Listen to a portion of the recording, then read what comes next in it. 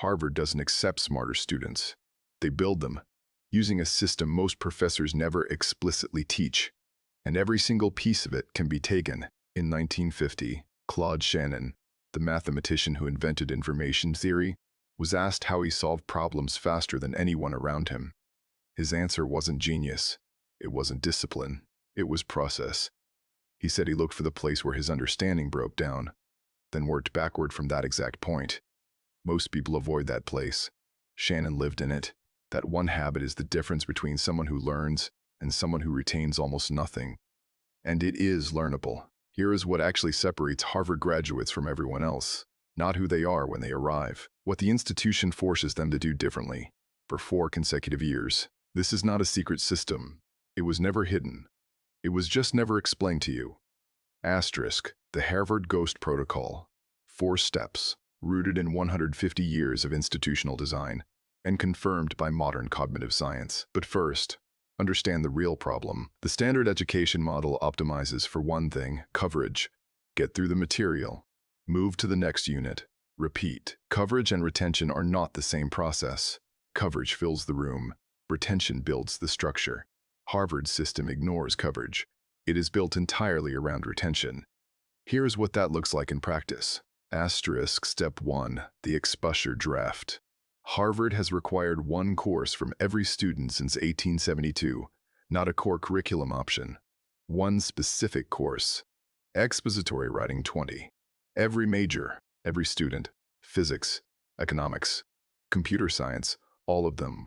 150 years. Never removed. The philosophy behind it is 5 words. Writing and thinking are inseparable. Here's why this matters. When you read, your brain recognizes words.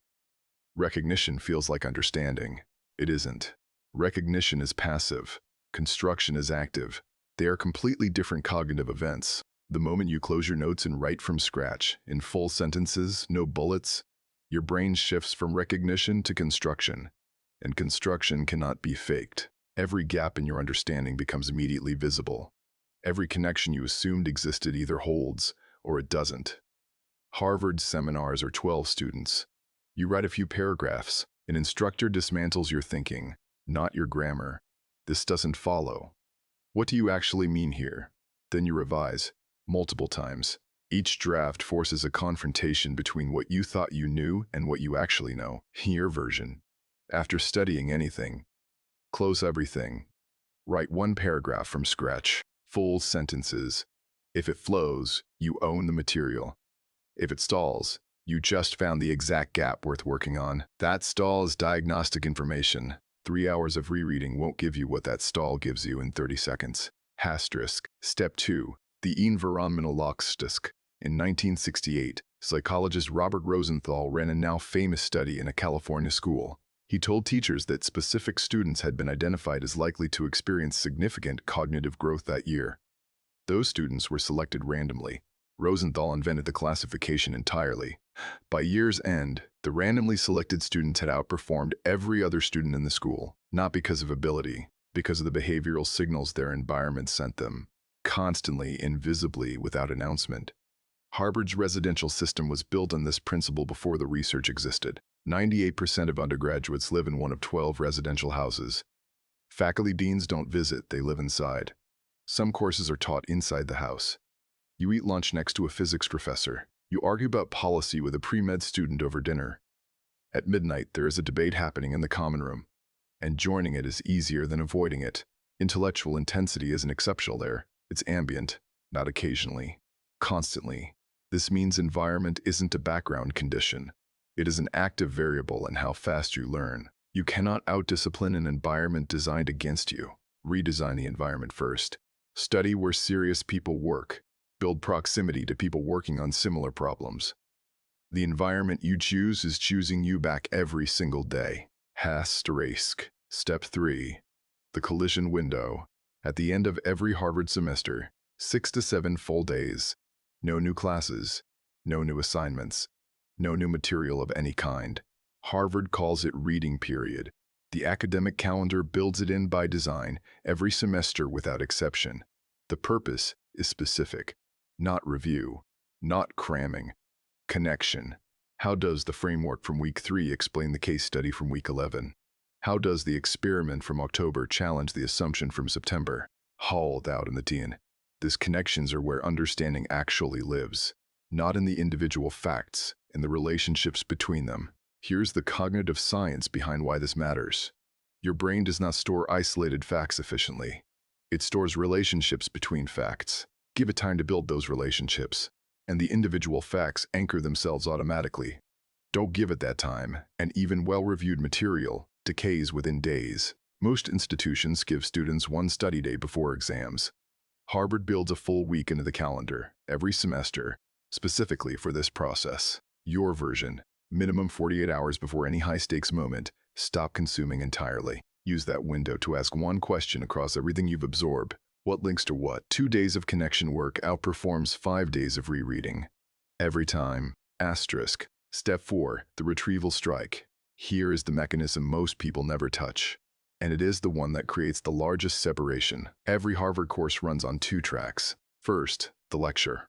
Large room. Passive reception. Professor delivers. Then, the section. 10 to 15 students.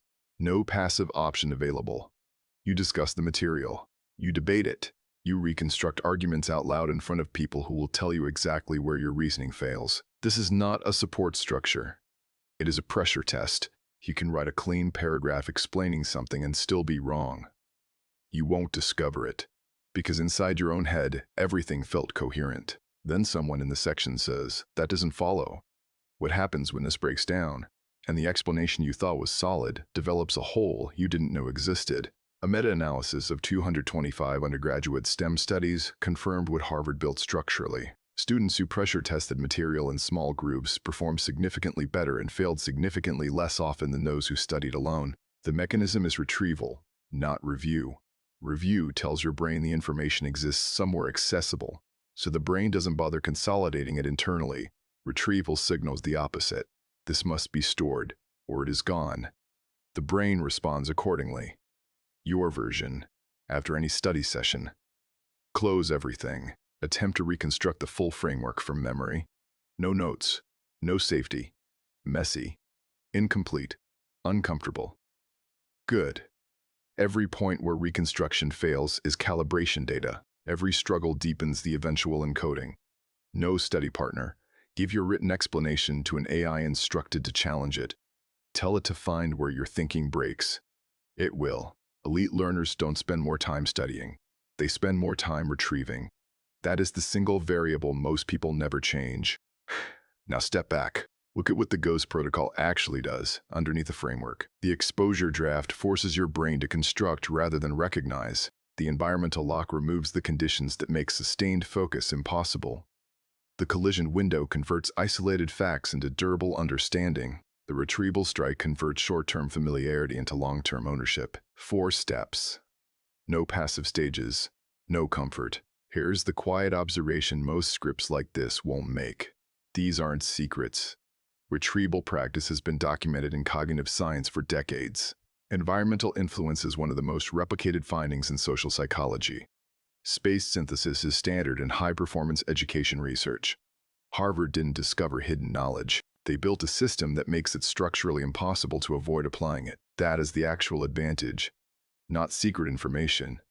Enforced architecture, and you can build that architecture yourself.